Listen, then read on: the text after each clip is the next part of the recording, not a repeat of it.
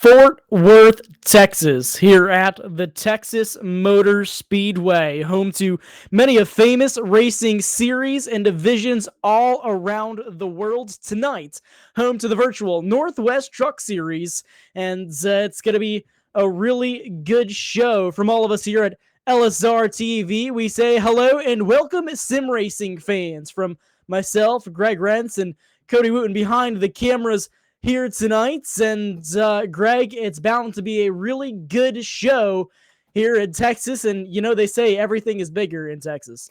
Everything is bigger in Texas, including the racing action, Brandon. And this is the first trip to the new Texas Motor Speedway for the Truck Series. The Northwest Racing Series Cup Series paid their first visit to this track on Monday night on LSR TV. Sean Brightsman got the win in that one. He is no doubt looking to sweep the week here at the new Texas Motor Speedway. He is in the field. However, he struggled in practice midfield in this one. It was Mark Walls on top of the speed charts at a 29.241. So, Brandon, if Sean Brightsman wants to try to get the sweep, he's got his work cut out for him tonight.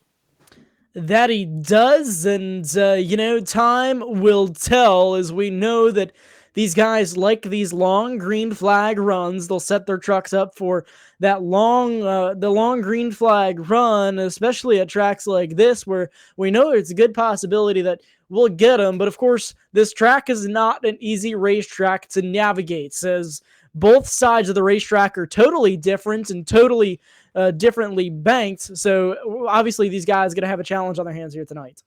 Absolutely. And we saw that on Monday in the Cup race. Drivers were really struggling the early stages of the race, trying to get a grip on the new Texas Motor Speedway, trying to figure out a line that worked for them. It took them approximately 30, 40 laps or so before we really started seeing guys getting racy with each other because they were finally comfortable with this new track. So I'm excited to see how they can adapt to it with the trucks for their first visit here to this facility. Yeah, absolutely. So these guys going through their driver meeting right now. They're starting to prepare themselves for qualifying. Just a few more minutes, and these guys will be able to get on track, and we'll be able to see some of the fast times that these guys are bound to put out here tonight. No Limits Texas here live on LSR TV. Your home for sim racing, and it's going to be a really, really good and fast-paced racing here tonight.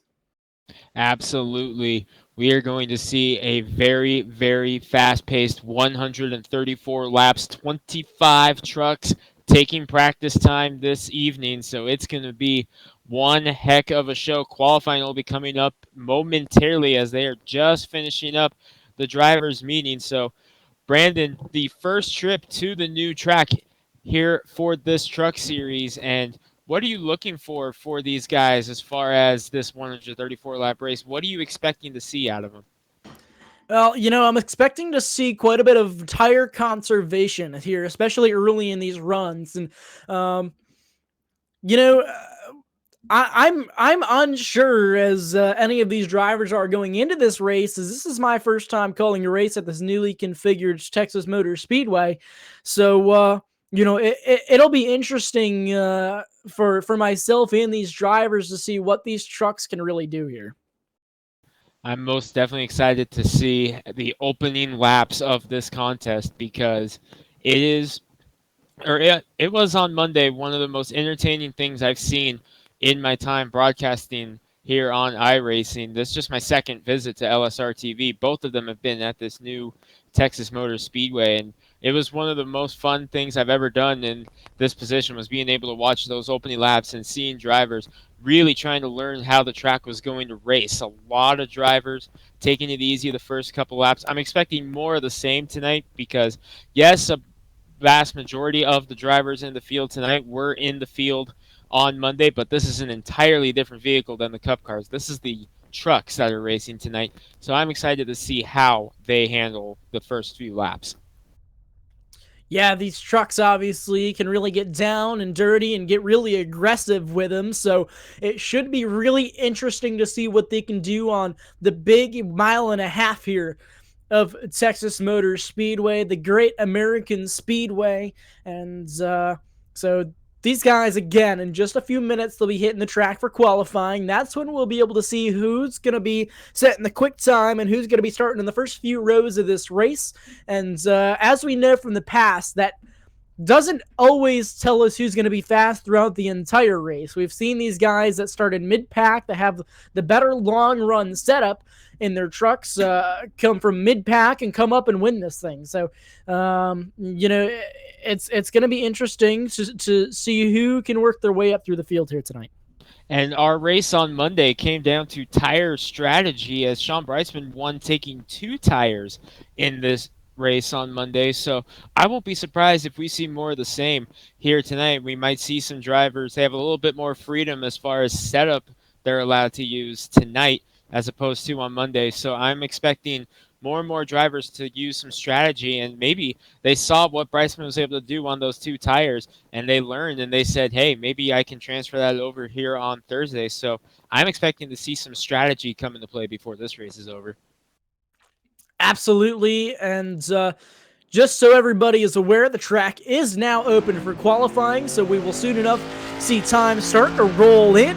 And, going back to the whole tire situation here, we know that these guys need to conserve some of their stuff at the beginning of these runs, Greg, because we've seen guys actually blow right rears and right front tires, and, that could be a race ender if that were to happen to you. Absolutely. If you lose a tire at the high speeds you see at this track, it's night over if you hit the wall. And unfortunately, most times when you blow a tire at this facility, that's pretty much what happens is you go up and you hit that red, white, and blue wall. Here, fortunately, with the safer barrier, it doesn't do as much damage, but it still puts a heck of a beating on your car. So you definitely want to play the tire conservation game, because we saw that on Monday. Tires were getting used and abused in the early stages. But that I'm not expecting that particular problem tonight, just because of the fact that these drivers have more freedom with the setup, like we mentioned earlier. So I'm expecting tire conservation to play a role, but I don't think it's going to be as dominant in the early stages as it was on Monday in the Cup race. Absolutely. So first couple of guys turning laps out on track so far. Right now, it's going to be Ryan Maines at the top of the board, 29.702. And I expect those times to get faster as some of these guys come out for their qualifying times. Carl Burke now at the top of the board, 29.688. So Ryan Maines jumps to the top at a 6:38. Bill Ross Jr. 7:53. Carl Burke 6:88. So he's in second.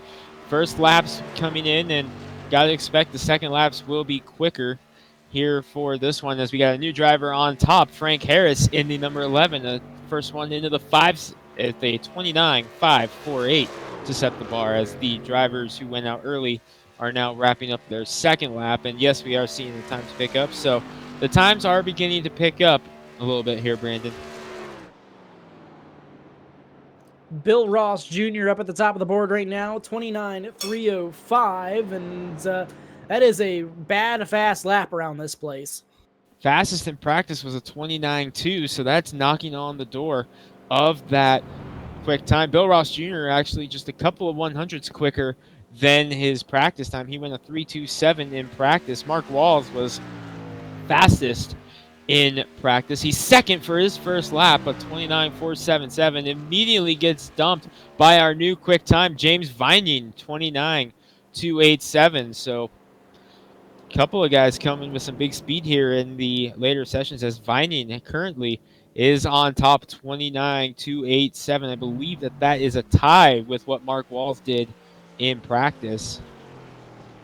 Vining, Ross Jr., Mark Walls are all definitely going to be ones to watch out for here tonight. So we know that those guys are fast week after week in this series. And, it'll be really interesting now as Jeff Stabnow is out on track now in that 24 machine. So see what kind of a time he'll be able to turn here tonight. Also, we know he's going to be a contender week after week as well.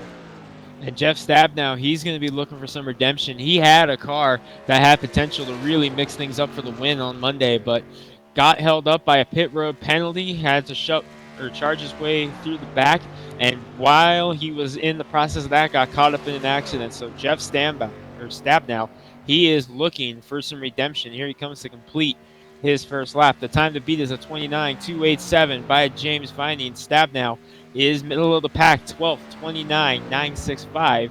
And that's just the product, I think, of the first lap. I think we're going to see some more speed out of the 24 here this next time by. Yeah, from what I've seen so far, that second lap is really key. It gives these guys an opportunity to get their machines wound up and see what he can come off of now. Down out of corner number 4. Down the front stretch across the line. Is it any better? Top of the board, new quick time. Jeff Stabnow, 29.239. Greg, I think that second lap is really key to running a fast qualifying lap around this place.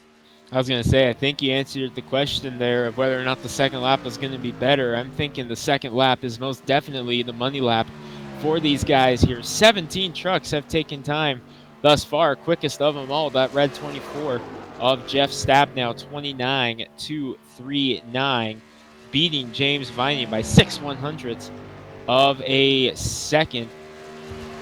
And Brandon, we still have a couple minutes left in qualifying. We still have a few drivers that have not yet taken time, so not quite done yet. One of the guys who hasn't come out yet, actually two of them who haven't come out yet, were really making some noise in that race on Monday, including our winner, Sean Brightsman, has not yet come out yet. Brightsman out on track right now. He's coming around into corner number 3 on his first qualifying lap. That nice metallic purple LSR TV truck. Off of corner number 4 for lap number 1, Sean Brightsman. It's going to be, again, middle of the pack, 16th currently, 29.809. And again, don't count on that first lap, folks, because that second lap is really the key to running a good qualifying time around this place, if these guys have proven tonight. And Brandon, his first lap was quicker than Jeff Stabnow's first lap. Remember, Stabnow went a 29.9. Brightsman a 10th quicker, 29.8. So we'll see how it comes out. Checkered flag, second lap for Brightsman. No, he matches his practice time, 10th, 29.559. So possibly not as much short run speed in that 46 car than or the 46 truck, I should say, than in that 24 of Jeff Stabnow. Brightsman going to have his work cut out for him starting in the middle of the pack here. And you know, in some cases that might be okay. You're not starting right up at the front. You can kind of take your time and you can work through traffic and do what you got to do. You don't have to get up there right away. You got 134 laps. So if you have the better long run truck and maybe not as good of a short run truck, I think that's okay by Sean Brightsman, especially if we expect to see some green flag runs here tonight. Which I'm expecting to see green flag runs here in the Truck Series once we get things settled down and drivers say, okay, I've got this new facility figured out. I'm expecting to see him really get some green flag racing here. And this is kind of the same thing that set Sean up for that win on Monday night here at the new Texas Motor Speedway here on LSR TV. He was mid-pack in that one too. Used a bit of pit strategy to get himself in position to run up front, led most of the second half of the race, and found himself in a position that he could again use a little bit of strategy to put himself in position to win, and did so. So much of the same here so far for Brightsman in the 46. Absolutely, and these guys going to be wrapping up qualifying now. Just a few short seconds left, and folks, I'd like to take this opportunity to thank all of you for coming out and watching us here live on LSR TV, and thank all of the viewers in general. Feel free to subscribe if you haven't. Give this broadcast a like. We all go through a lot of time and effort, our whole crew here, to provide the best quality that we can. And our producer here, Charles Wooten, really giving it his all week after week, day after day, to provide the highest quality channel and network that we can possibly provide. So these guys up on grid right now, and your fast time on the night is going to be Jeff Stabnow with a 29.239 up at the top of the board. And starting in second, it's going to be James Vining. Third, going to be Bill Ross Jr. Fourth, Dan West Jr. William Fletcher going to be starting fifth. Sixth is going to be Devin West. Brett Johnson starting seventh. Eighth is going to be Mark Wallace. Frank Harris starting ninth. And starting 10th is going to be Sean Brightsman. That rounds out your top 10 on the starting grid. Stephen O'Hare rolling off in the 11th spot to his outside. Ryan Maines, lucky 13, rolling off P12 on the night.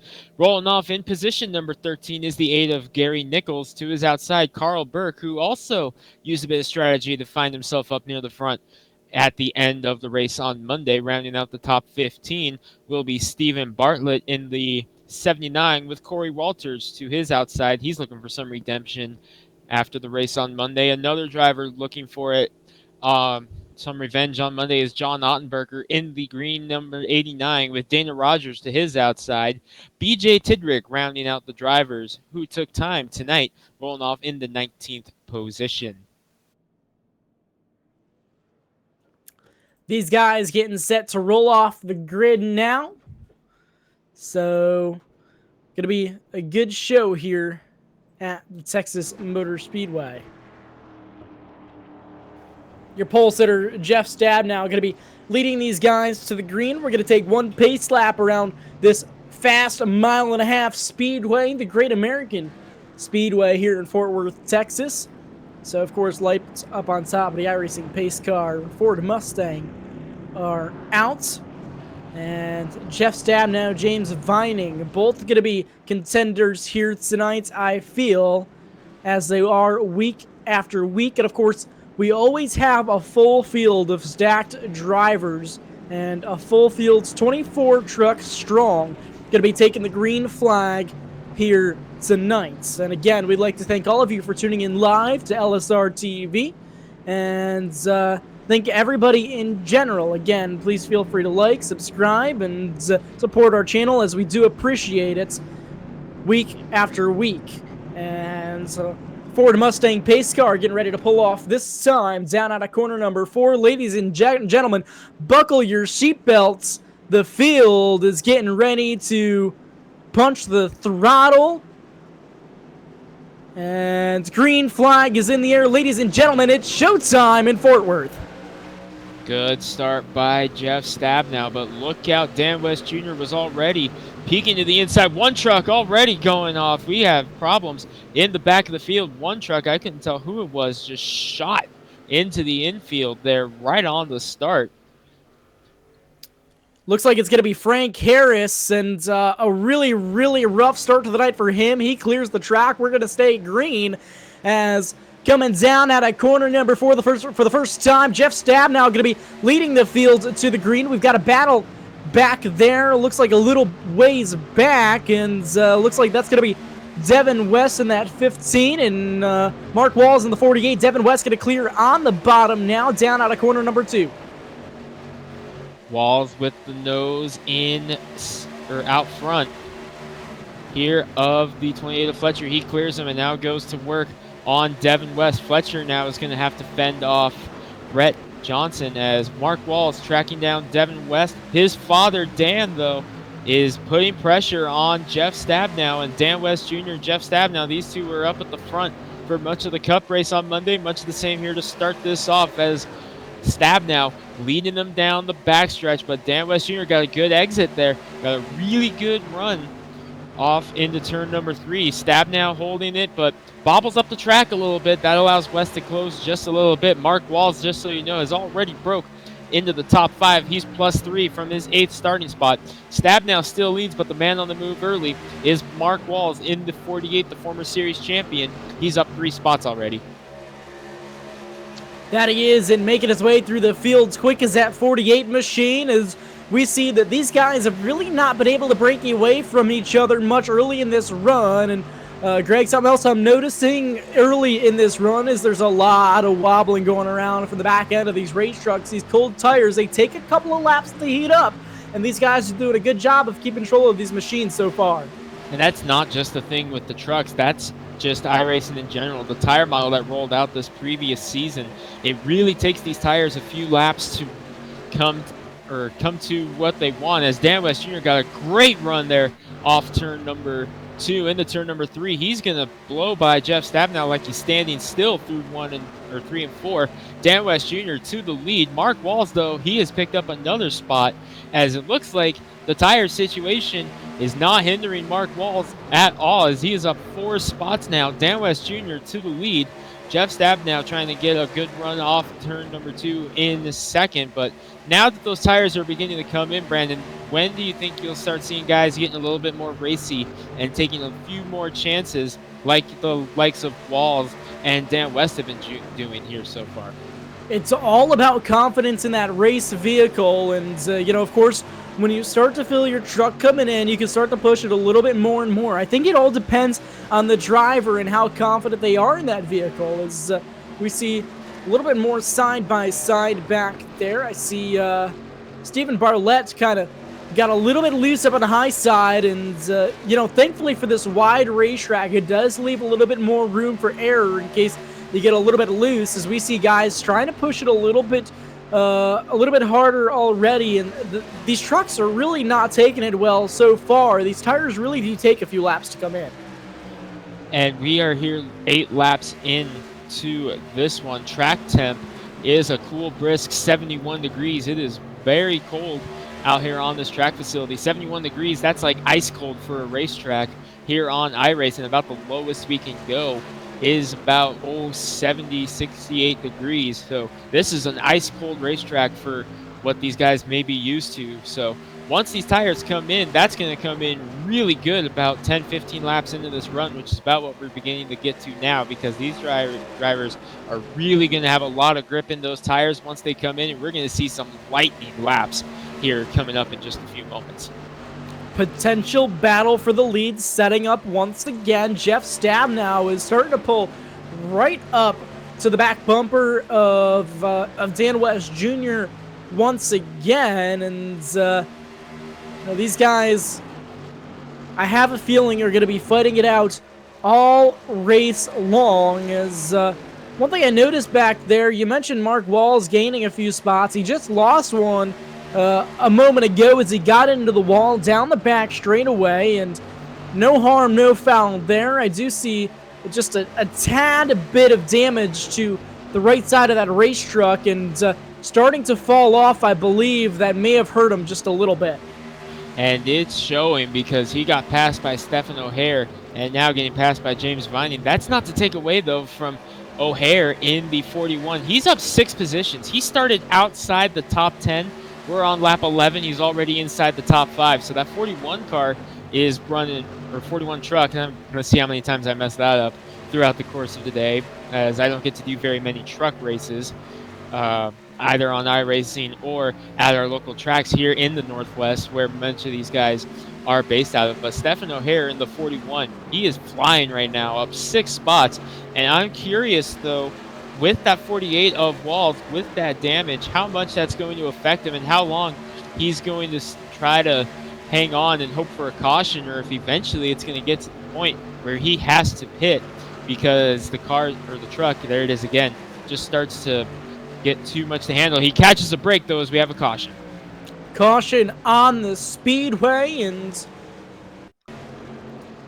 we see if we can figure out what the cause is. We look at the LSR TV replay down the back straightaway. Looks like, oh man, big impact up into the catch fence. Looked like the 79 and 77 both involved in that one, and really tough break. Stephen Bartlett, we saw he was starting to gain a little bit of grounds, and man, oh man, tough break for both of those drivers back there. Big impact down the back straightaway. That's a vicious shot, and that puts us under the first caution here, lap 13, and here we go. The freight train is coming down pit road, and they're all following engine 55. Dan West Jr. leads the field down pit road. I do imagine it's going to be 4 tires and fuel here for every single one of these drivers here early in this race. Yeah, I think it's too early to really start thinking two tires. I'm expecting that later on, but for now, I think you need four Mr. Feelgoods. And if you're Mark Walls, quick repair as quick as you can to that damage and see if you can settle things back down, because it's going to be a long race. We're just 14 laps into this 134 lap race, still over 100 laps to go. Oh, Bill Ross Jr. able to get out ahead of Jeff Stapnow here, all following Dan West Jr. out, but Bill Ross Jr. able to get up into the second spot.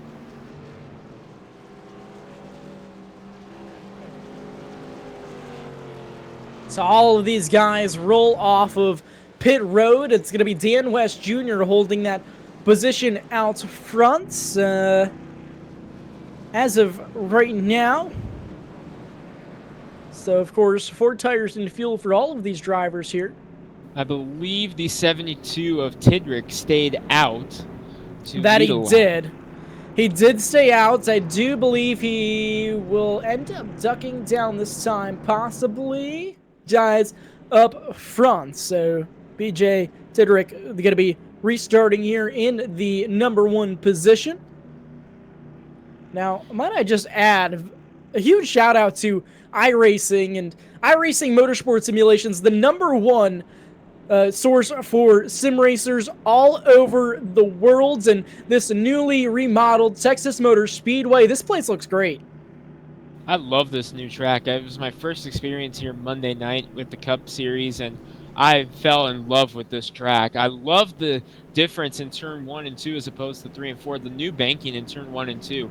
I think the entry to turn 1 has become, without a doubt, my favorite part of the racetrack. We saw so much great racing on that part of the racetrack on Monday, and we're seeing more of it so far here tonight. I love this new facility, and I just love how accurate that they've been able to get it together. iRacing knocked it out of the park on this one.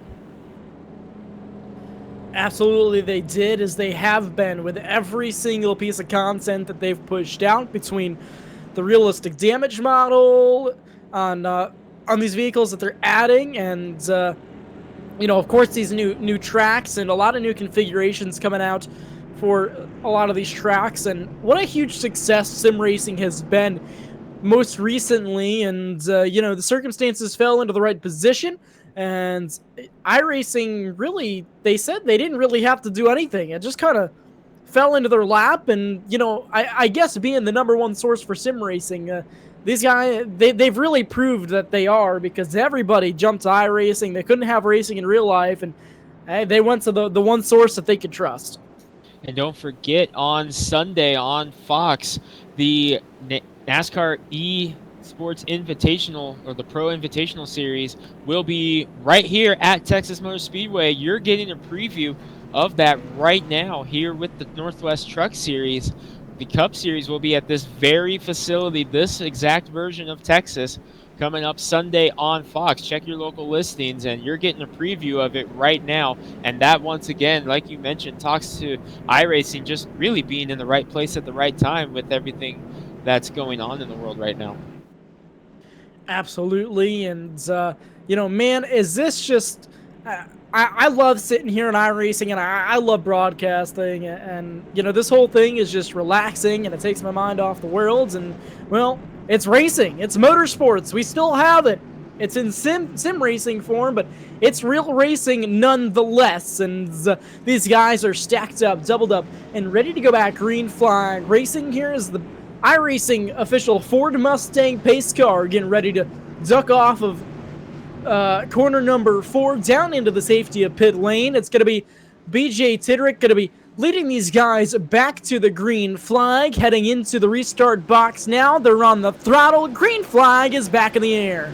Tidrick got a good restart, and that's key with those older tires, because Dan West Jr. was rocking here before that caution came out. Now he's got 4 fresh tires, but Tidrick showing that inside lane is definitely the preferred lane here on restarts, as he's off turn number 2 still with the lead. Remember, his tires have 14 more laps on them than everybody behind him, as Dan West Jr. gets a good run into turn number 3. And now we're seeing what the old tires versus new tires are doing. Look out behind him. O'Hare thought about 3 wide, still thinking it, as Tidrick might be stuck in the middle here before too long.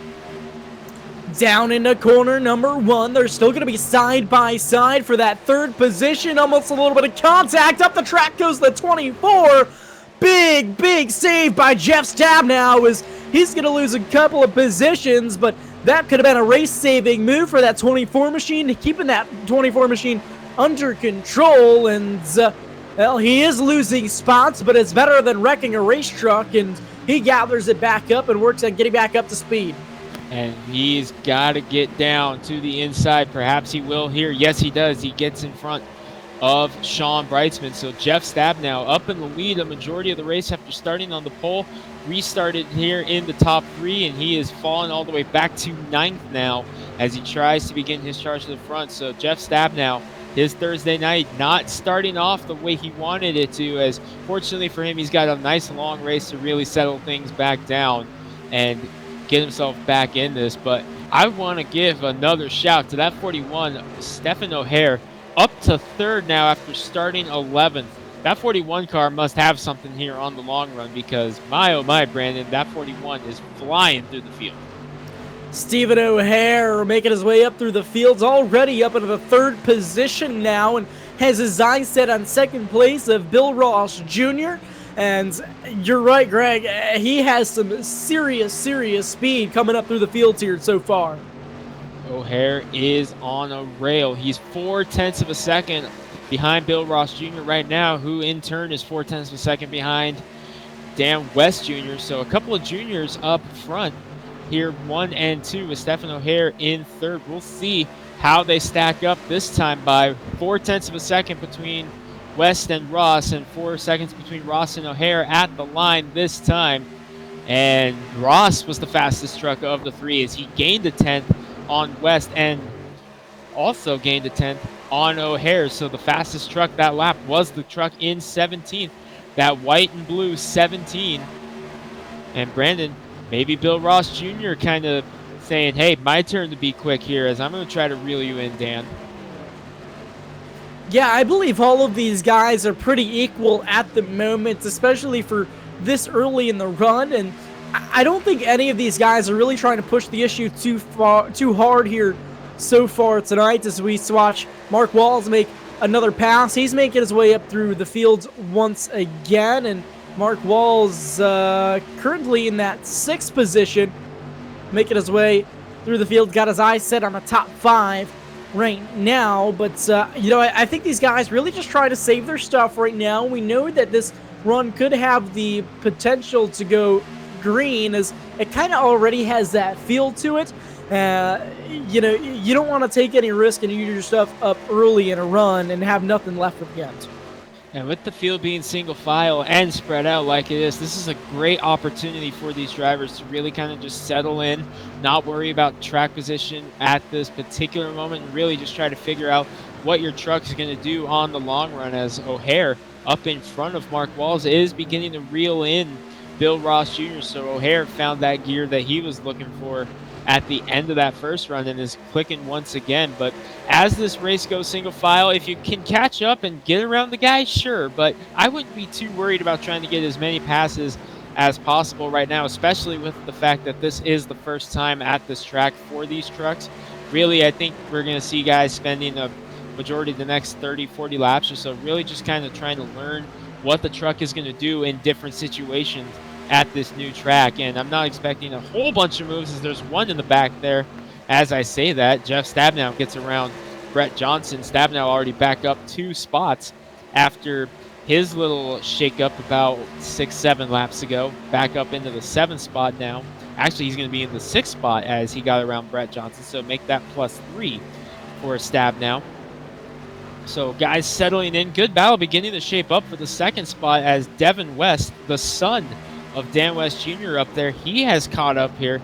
We got a 3-truck battle breaking out for 2nd, and it might be 4 before too long, because don't look now, here comes Mark Waltz. Yeah, all of these guys starting to close in on each other now, and Mark Wall's a little ways back there trying to catch up to this little pack. Of course, Devin West, he's been closing in on these guys lap after lap, and finally all the way to the back bumper. And, you know, of course, we see Devin, as we go on board able to really wheel this truck around. And I say wheel, but it's a very, very small, precise movements, which is exactly what you want around these mile-and-a-half tracks. That's how you're fast. This is a momentum-based vehicle. These guys really don't have that much horsepower underneath them. Try to keep the movements to a minimal and really use the momentum as we see in front of them side-by-side racing action. Great battle going on between O'Hare and Ross, and this side-by-side battle holding up Devin West is allowing Mark Walls to close on even quicker. So this four-truck battle is now beginning to take shape as O'Hare clears Bill Ross, bringing Devin West with him. Mark Walls there in the catbird seat, trying to follow suit and stay on the back of the freight train here. Meanwhile, Dan West Jr. has checked out, but like you said, just these slight, precise movements is all you really need. You don't need to just dive bomb into the turns here at Texas. You can just really kind of settle it in nice and gradual and make your way through the racetrack, as now Wall's able to clear Bill Ross Jr. So in one fail swoop, Bill Ross Jr. goes from second all the way back now to fifth. Yeah, so Bill Ross Jr. losing a few positions there. A little bit of a close call right in front of him there. Devin West really cutting off the nose of that 48 machine, but West has got his eyes set on that second position right now. He wants to get that second position away from Stephen O'Hare in that 41, and it looks like he has some good momentum coming off of corner number 4, looking high, looking low, nowhere to use that momentum right at this moment. And Devin West in the Northwest, he was one of the top legend drivers in the Northwest circuit where most of these guys are from. West was probably the top dog in Legends for a couple of years, has since moved over to the dirt in dirt modifieds now, so he doesn't really get to race pavement a whole lot much anymore, so he's taking advantage of a rare opportunity to race pavement here on iRacing. But he's in a tight battle right now, because if he can't get past O'Hare, he's going to have to deal with Mark Walls real soon, because here comes Walls taking a peek bottom. West kind of shut the door on Walls to get his nose inside of O'Hare, gets to his door. Here we see what happens off of turn number 2. West is going to get a run. Don't look now. Here comes Mark Walls 3 wide down the backstretch. O'Hare's in the bad spot way outside right now as Walls clears both of them, and West gets into him. What a save by O'Hare. Big moment right there for the 41 machine. He's able to gather it back up, but he does have a little bit of damage to that left side, and that's really going to hurt him position-wise, and I'm sure aerodynamics-wise to that truck, it's not going to be the best. We saw with that little bit of damage to Mark Walls early in this race. It's going to be the same situation for O'Hare now. And O'Hare was probably the fastest truck on the track before that happened. That's a tough break, but things have not settled down at all in the battle for third, as now Jeff Stabnow trying to get back up onto the podium as he's inside Devin West. And Devin West, he's probably got a little bit of damage from that too, because he was just as much involved in that as O'Hare. So West, he's hanging in there, though, as he's able to get a good run here off of turn number 2. Brett Johnson now up inside the top 5, kind of watching this. And if you're Johnson right now, you just saw that happen, you know West probably has some damage. You're probably licking your chops if you're the 7 truck, knowing that West has some damage. But it's not affecting West at all, if there's any. And honestly, I'm looking at him as he comes by us on the front stretch. It doesn't look too bad. No, not bad at all. But let me tell you, Jeff Stabnow took full advantage of that big moment that just happened back there. And he was able to maneuver around everything. He gained those positions, and of course now under fire from West on the inside of him. It really goes to show how quick everything can happen here. Is these guys hitting some pretty serious speeds all through these corners. They were about 172 miles an hour there through the corners. Now probably hitting close to 180, 182, 183 by the end of the front stretch. This is the best battle on the track right now. 4 trucks nose to tail. West and Stabnow changing positions here for the last couple of laps, and Brett Johnson got a good run on Stabnow, who slid up the track a little bit there coming off of turn number 2. This is allowing the 7 of Johnson to get a run, but Stabnow uses a really good 3 and 4 to get a little bit of a cushion built back up on the 7 truck. Bill Ross Jr., who ran second early on, kind of hanging back there. He's in 6th right now. kind of just hanging back, letting the truck come back to him after getting freight trained on the outside. As he is settled into the 7th position, we begin to spread out a little bit here. Up front, no change. Dan West Jr. a whole 2 seconds ahead of Mark Wall, so you're not missing anything really up front. Dan West Jr. just out there, much like on Monday, early stages of the race, Dan West Jr. pulling away. Looking now back here, John Ottenbacher back in the 13th position, and looking at where he started 17th on the grid, so of course gaining positions for that number 89 machine, that nice brightly colored green LSR TV truck, and we always love to see it. A little bit of shameless self-promotion, never hurts on our own channel, but you know, these guys have gotten pretty tame now, and you know, I wasn't too sure once all those battles started to break out, but it does have that green flag run feel to it again. And you know, one thing that these guys I don't think have gone through yet with these trucks, Greg, is green flag pit stops here in this new configuration coming off turn 4. No, we haven't had that yet, and we didn't see that at all in the Cup race on Monday, because every time we had a caution, and well, someone, I didn't see who it was, but as I watched Dan West Jr. come off turn number 4, someone was on pit road, so someone's giving it a shot. Couldn't tell who it was, but we're seeing someone on pit road.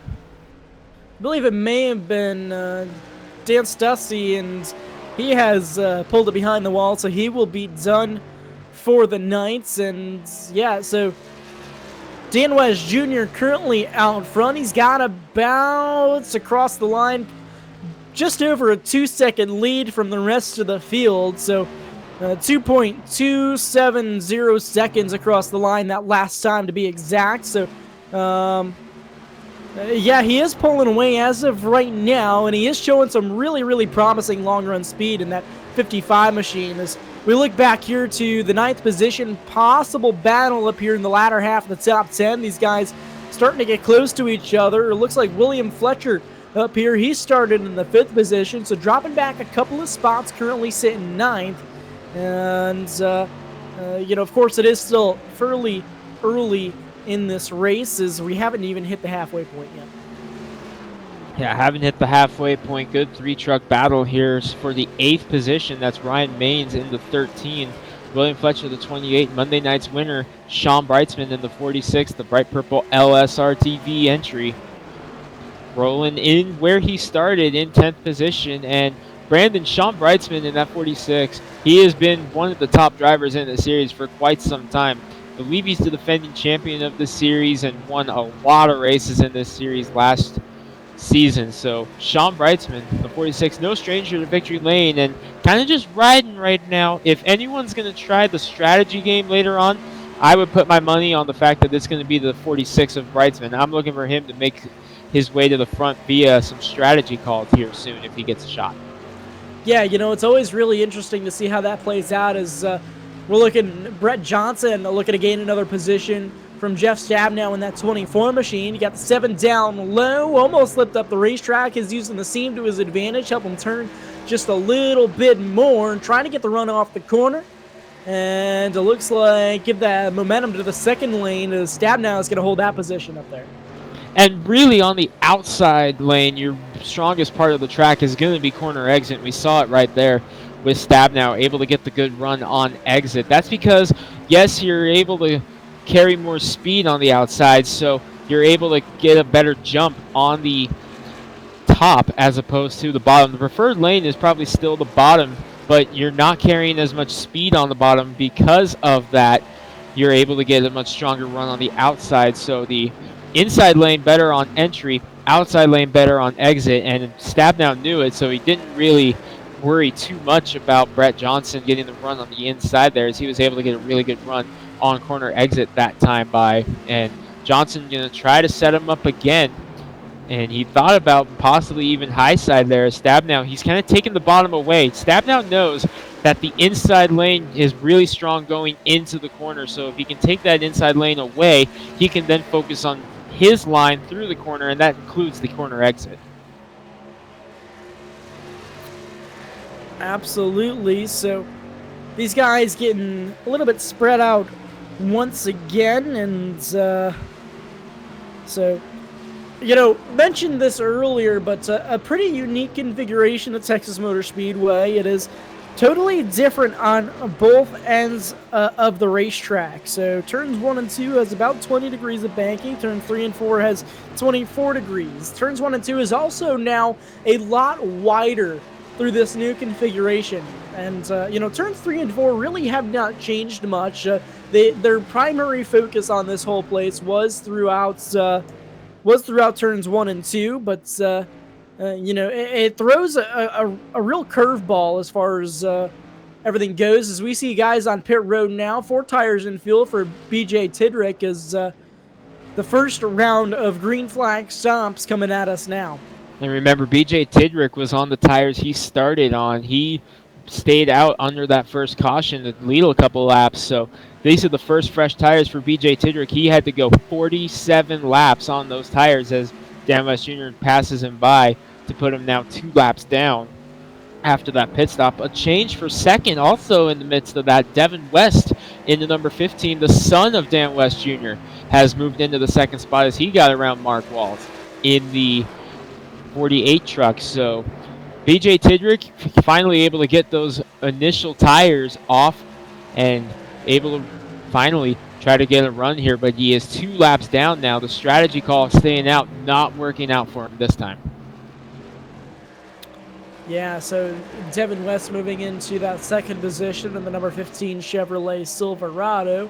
And, green flag pit stops are starting to unfold here, and it is a matter of time, I do believe, before the leaders come down. I do give them a few more laps. I really think they're going to try to push this thing as far as they can on this run, Greg.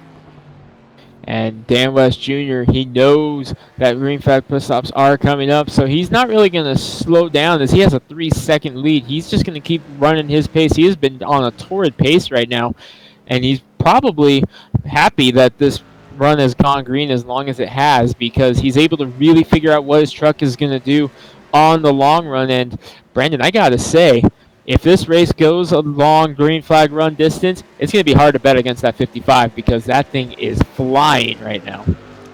Absolutely, and he proves week after week that he can be fast. As we see Jeff Stabnow may have more company once again. That 7 machine starting to creep back up on him, but these guys all preparing. We just watched Bill Ross Jr. down pit lane, and I'm sure Dan West Jr. is starting to plot his strategy, and I'm sure, Devin West and Mark Walls and Jeff Stabnow and the rest of the top 10 are all getting ready to make that hard left-hand turn. And, as far as predictions as when these guys are going to go in strategy-wise, I don't know. We see Corey Walters coming down into pit lane now, but as far as the top 3, top 4, top 5 guys go, of course, it's my first time even being at this newly configured Texas Motor Speedway, so I don't really have any predictions as far as strategy goes. I got to be honest with everybody, but I know it's going to happen real soon, and it's got to be a clean in to pit lane, no penalties. It's got to be clean into the box. You can't be messing around and trying to back up and pull back into the box if you miss it, as we see the 55 making that hard left turn into pit lane now, as Jeff Stabnow looks like he's in his stall as well. So looks like clean on for the 55. Jeff Stabnow is going to be taking 4 tires and fuels. You see those left sides go up now, so he'll be pulling off now and clean in, clean out for that 24 machine, as we have a caution on the speedway in the middle of green flag stops. This changes everything. This is going to change the entire complexion of these pit stops, and I think Brett Johnson realized that and went off in a hurry. Dana Rogers just went to go pull on the pit road, and he looped it around, and no opportunity for him to really get himself turned around, and that'll bring the caution flag out here for the second time of the night. And Brandon, the one that really might hurt will be Bill Ross Jr. in the 17, because he pitted early. And what I was going to get ready to say before that caution came out was if you're leading the race or even if you're really anywhere, but if you're out front on the older tires and the guys behind you start pitting, you are losing time to them because we saw it right before the pit stops began. BJ Tidrick on those 4 fresh tires was way faster than these guys, whereas he was able to get one of those laps back under green. So when you're in that position, if you're out on older tires, as when the guys that you're racing with behind you are on newer tires, you are losing so much time to them. That time is going to reflect on your pit stop. So they catch a break there with this being in the middle of pit stops, but this is entirely different as Brightsman had cycled into the lead. He's going to come down now. And I'm not expecting Brightsman to pull the strategy card just yet. I think he's going to go all 4 because he has a full run on those left side tires.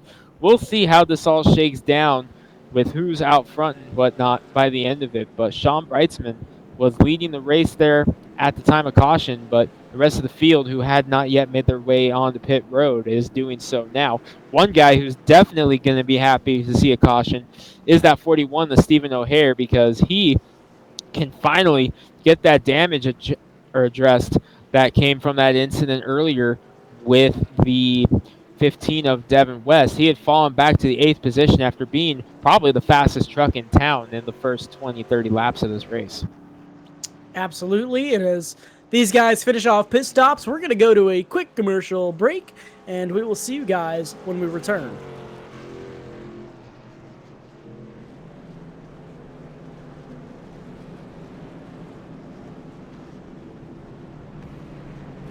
They say everything is bigger. These guys down in Texas aren't messing around. This feature race will separate the boys from the men, the girls from the ladies. Can you handle racing 300 laps for $25,000? It's not as easy as you think. We don't stop to tow those too weak. We just push them out of the way. We don't run 20 laps. We run 300 each night.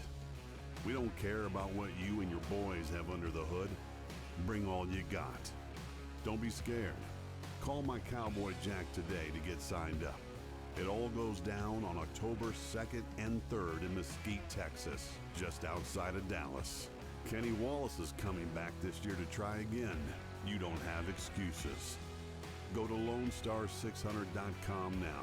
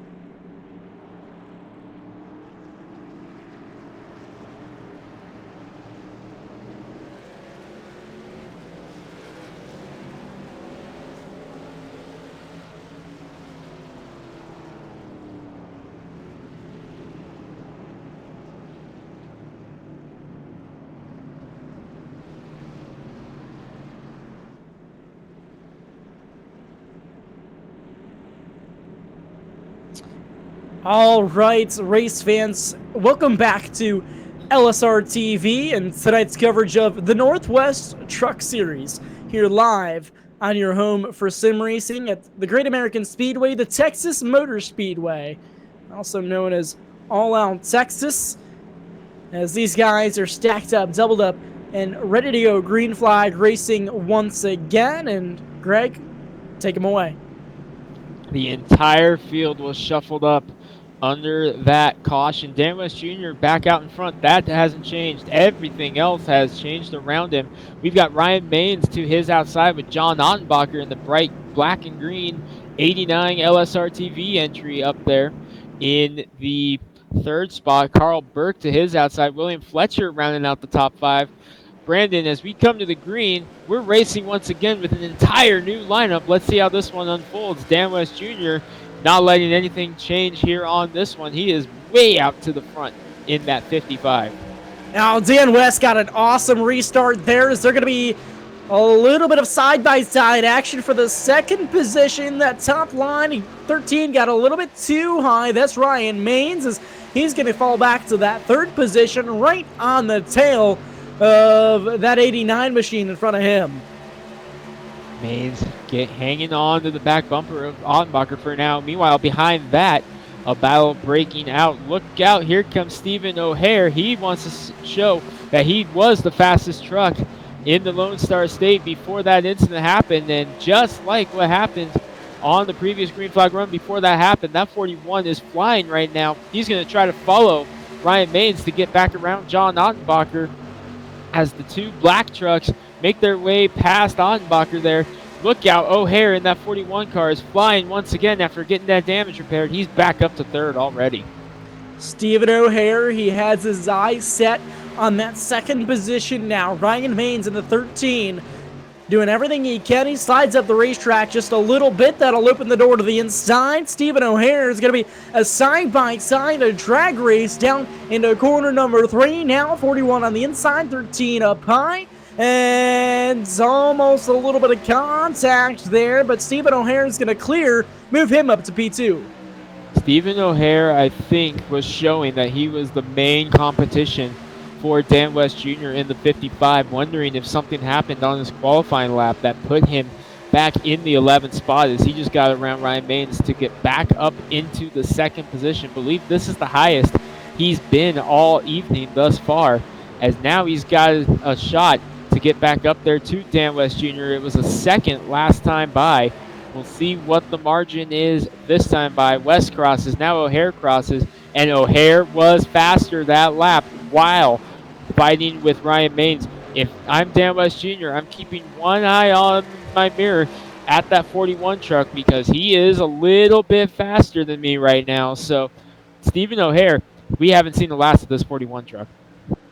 Absolutely not. I will say that Maines is hanging with him now. That's he's kind of tucked up behind the back bumper of that 41 machine. But, you know, of course, just coming up next time around to the start-finish is going to be our halfway point in this race. And as we've seen, a lot can happen in those 67 or so laps. Absolutely. We saw a caution change the entire complexion of this race as far as the lineup goes, and it's still being sorted out. Devin West was in second when that happened. He restarted outside the top 10. He has only been able to work his way back into the 8th position right now in the white and red 15 Chevrolet, and he has now gotten to 7th as he got around Scott Hutchinson that last time by. Devin West was second to his father when that caution came out. Remember, they were on pit road, so that entire complexion changed there when they were on pit road. West at the tail end of a insane 5-car battle right now, as Ottenbacher is stuck on the high side as Fletcher gets around Ottenbacher to move up into the 4th spot, and Brett Johnson's going to go right with him to get to the top 5. And that's going to bring James Vining, or I'm sorry, that's James Vining, and Devin West with them.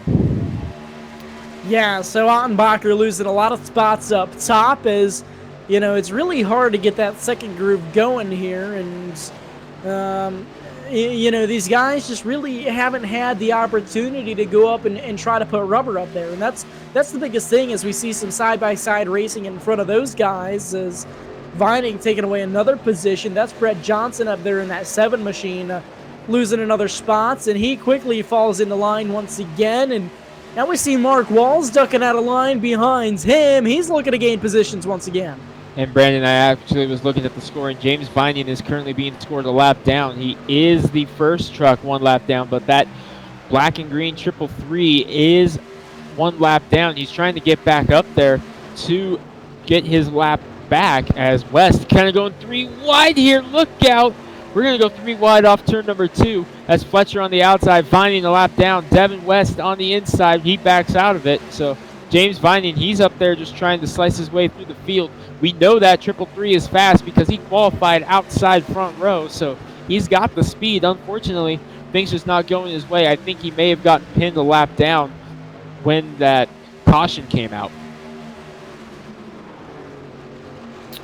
Yeah, absolutely, and good catch there with James Vining, by the way. Is we see a lot of these guys as we look at Jeff Stabnow as he was battling up towards the front for the beginning of this race. He was our pole sitter to start this race. Now he's fallen all the way back to the 13th position, Greg, and it's got to be frustrating when you know that you have the speed in that truck. You just quite can't get up there as quick as you want.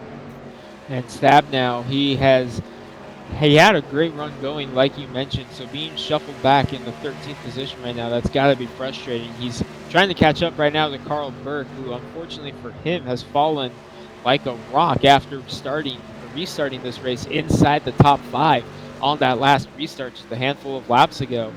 And Carl Burke has now fallen outside the top 10 in the 12th position into the clutches of Jeff Stabnow, who's trying to get going. Scott Hutchinson, another driver who's struggling to hang on right now, as he was up in the top 5 before that. But going back to what you mentioned about Stabnow, fortunately for him, we're a little bit past halfway. There still is enough time, if something were to happen, that this race might not be over. As we've seen some long green flag runs, if Jeff Stabnow could get a caution, maybe some strategy would get him back into it. But if you're Stabnow, you got to start thinking about, what am I going to do in this situation? What am I going to do in that situation? You got to start thinking of different ways you can get yourself back up in a position before this race is over. Yeah, a lot of times strategy is key, and unfortunately for a couple of these guys, they got caught up, on pit road when the caution came out during green flag stops, and not ideal situation to be in, and not an ideal time at all for a caution flag to fly, but it does happen, and it did happen, and so these guys just gotta, keep themselves calm. They gotta keep from getting frustrated, and they gotta focus on the big picture of this race. Is Vining into the outside wall? Is he gonna save it? Big moment for that 333 machine. Hard up to the outside wall. He does manage to save it. And he's going to be... Speaking of frustration, I think he's a little bit frustrated with that whole deal right there. No contact from what I saw. I think just a little bit too high up on the racetrack. That's going to shuffle him back. Fortunately for him, he is still the first truck 1 lap down. So he catches a break there, but definitely not the night that he wanted, especially after starting in the 2nd position and having such a fast truck as he's dealing with Stabnow. Now, that was your front row right there, the 24 and the 333 that are side by side right now. Vining, of course, 1 lap down and still falling. So that 333 truck has definitely lost the handle on it in that 333, as he's now falling into the clutches of Bill Ross Jr. It looks like he might be getting ready to call it a night, as he is really slowing down on the backstretch. Looks like James Vining is going to be calling it a night after starting 2nd. Tough break with the 333. Yeah, on the apron and pulling it in, but we go back up towards the front of this thing. We see Brett Johnson trying to close back in on that 48 machine. That's Mark Walls up in the 48s, and we see he had the momentum there down off of corner number 2, now down into turn number 3. That 7 machine, he has a little bit of a higher entry going down into the corner, trying to arc it in and really trying to get that run on exit, which is, it's really hard to do. We're on board with Brett Johnson now, and down into corner number 1 and 2 is really where he has the most momentum out of these other guys here. It's, it's just trying to pull everything together, I guess, on both ends of this racetrack, which, again, at Texas Motor Speedway, it's really difficult to do because the corners are so drastically different.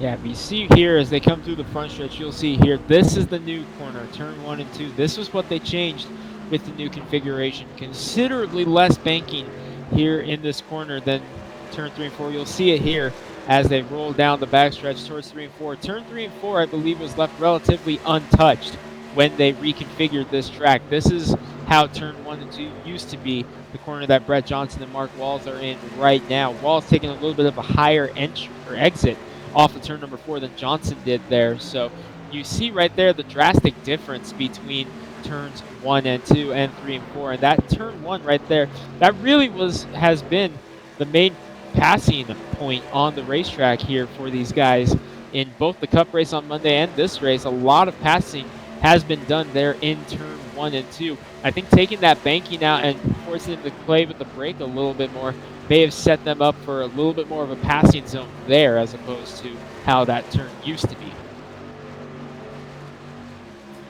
Absolutely, as these guys are singled out. And a quick update on James Vining: he has taken it behind the wall, so he will be done for the night. So unfortunate break for him, as he was already 1 lap down and collected even more damage down the back straightaway, getting into the wall not once, not twice, but about three or four different times. And it's a tough break for that 333 machine as he started second here on the night. And Jeff Stabnow up into the 11th position, starting to gain spots back. And of course, he was falling into that unfortunate situation where we got a caution while he was on pit road. He got the, I believe he had to get the wave around there under that caution flag to get back on the lead lap, starting tail end of the fields, and now working his way back up, I believe, fighting for the 10th position now.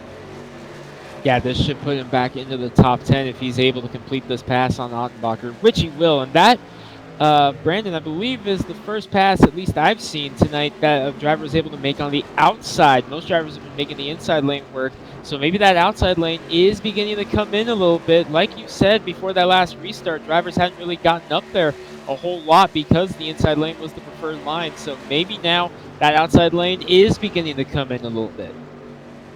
Yeah, it takes time throughout a race to get 2 grooves going, and it takes a few guys to get up there, even just every couple of laps or so, to put rubber on that second groove and try to get it to work. And I think Ottenbacher's tires are really starting to go here too. It is at that point in the run where it wouldn't be an unlikely thing for us to see somebody's a tire wear really starting to show through a run.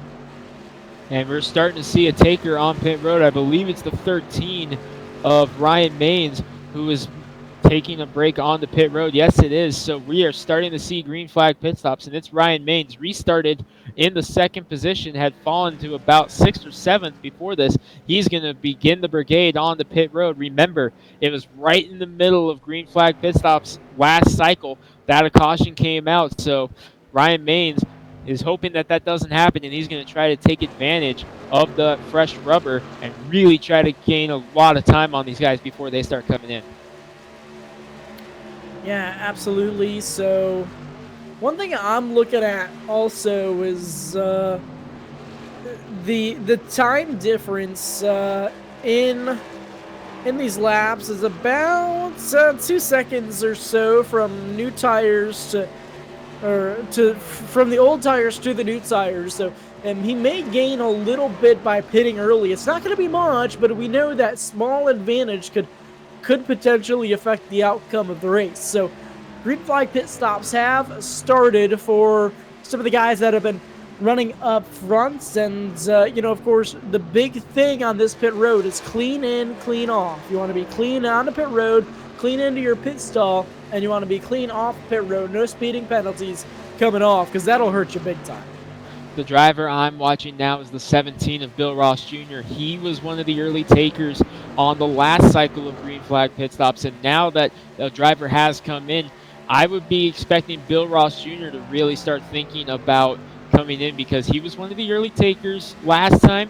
I would have to expect much of the same from him on this run. Yeah, maybe trying to keep it consistent. Although with that caution the last time around, it did even the playing field down to where he doesn't have to pit early this time around. He's not stuck to that same strategy because that caution coming out right during those green flag pit stops, he pitted again and he was able to just he's pretty much able to do what he wants. He could follow Dan West Jr. if he wants. He could follow any of these strategies that he so chooses, and that's kind of his advantage right now. Of course, running in that 12th position, he did fall back a little bit from the beginning of this run. So, everything about the green flag pit stops kind of intrigues me, I guess, because there are so many different opportunities to either gain or lose. Well, you mentioned him. He could follow Dan West Jr. if he wanted to. One guy who is following Dan West is his son, Devin.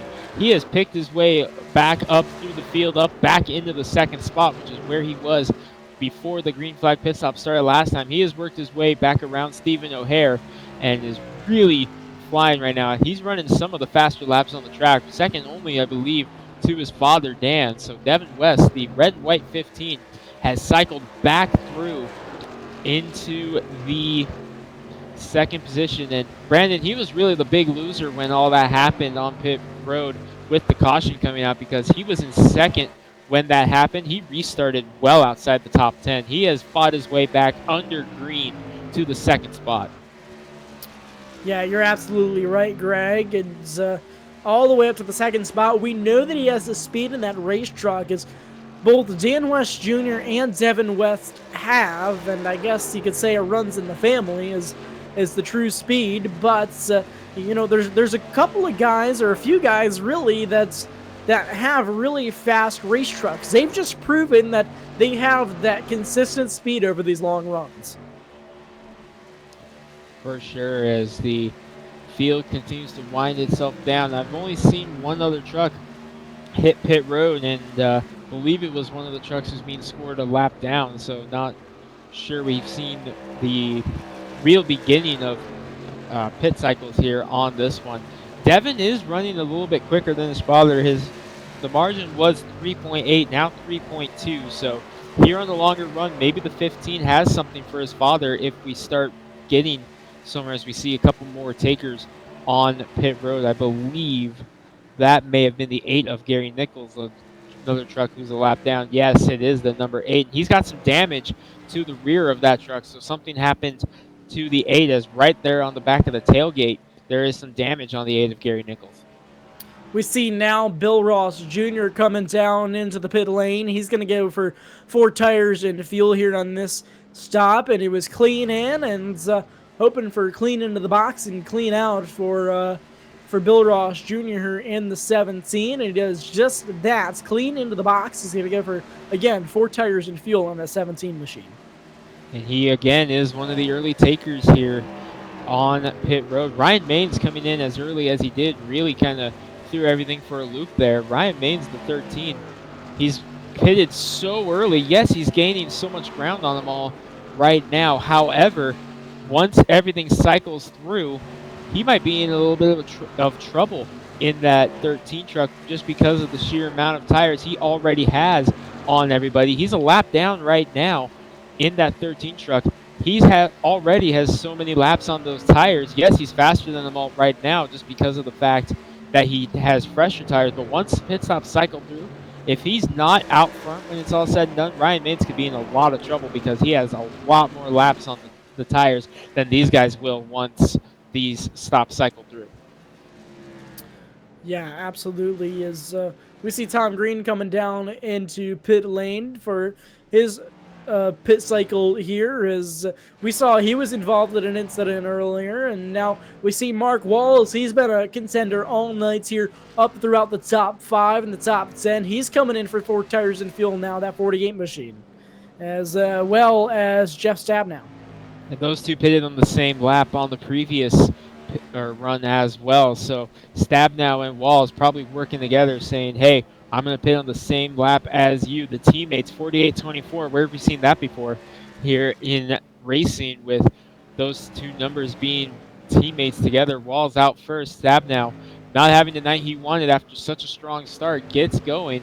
So Stabnow and Wall is working together, pitting on the same lap to try to get up there. I believe Devin West in the 15 has also made his way on the pit road. Yes, he has. He's in his stall right now. He's pitting a couple laps ahead of his father this time, whereas the first run they were on the same lap. So the West's changing it up a little bit. That they are. Dan West Jr. in the 55 on pit road. He was clean in, just needs clean into his box. And that he does. Stops on the sign. 4 tires and fuel for that 55. West Jr. on pit road. That it gives the lead to Stephen O'Hare, who we talked about it was the only truck in the early stages who was showing the speed that Dan West Jr. was. He's leading the race now. He's got about a 5-second lead over William Fletcher in the 28, the next truck back, and then another couple tenths back to Sean Brightsman. So O'Hare leading the way. He has not yet hit pit road, and what a good comeback, though, for Stephen O'Hare after the incident early on in the race with Devin West. Got the repairs he needed, was able to fight his way back up in the second. Now he's beginning to slow down on the pit road, so he will surrender the lead to William Fletcher, provided Fletcher stays out on the track. Stephen O'Hare with a clean entry to pit road now. We see he's showing really good speed, as you said, all night tonight. And so he'll come in for his cycle, as that'll hand lead off to, looks like, Sean Brightsman. Yeah, Brightsman was able to get around William Fletcher right at that time, so Sean Brightsman leading the way with William Fletcher behind him. And then there's the 13 of Ryan Maines, and there you see the difference that new tires has against the older tires there. Ryan Maines has much fresher tires than these two guys right here. And remember, Maines is trying to get himself back on the lead lap right now. If he can get around the 28 and the 46, he will very shortly. If not under green this time, he will when the 46 is able to get on pit road. So Maines will inherit the lead for a moment, as he is on fresh tires. He was the one that opened up the pit cycle, but it was so long ago, Brandon, I just don't know he has enough to really hold on here for much longer once this entire thing cycles through. It'll be interesting for sure, as we got 31 laps to go in this race now, as Ryan Maines to the inside of Brightsman in that 46, as he's going to take that lead away with ease. Well, to get his lap back anyways. So Ryan Maines he was 1 lap down, now back on the lead lap as they cross the line. Sean Brightsman. We got problems behind. One truck hard in the wall after contact with Devin West. That was checking up on the next one back there from Ryan Maines. It was Mark Walls, and Devin West got together with a truck and sent him hard into the wall off of turn 4. We stay green, but that was a vicious shot. We do stay green, as there was no truck around, but you can see, looks like that little bit of right side damage there to that 15 truck, is that could really hurt him. We've seen how little bits of damage can really hurt the truck aerodynamically and really slow him down, and that's exactly what it looks like is happening right now to that 15 machine of Devin. We saw that with the truck behind him, Stephen O'Hare earlier, and O'Hare was able to get that truck fixed. And if you're Devin West, this could not have come at a worse time, as we were no more than 5 laps after his pit stop. So now he has to essentially go an entire cycle, and with as late as it is, he might be stuck with that for the rest of the race. Very unfortunate break for him, as we've only got just a few laps to go. Really, it's going to go by quick, as we still see that 46 is Sean Brightsman out front. As I say that, he ducks down into pit lane this time by a little bit of a sketchy pit lane entrance there, but I think he managed to make it work.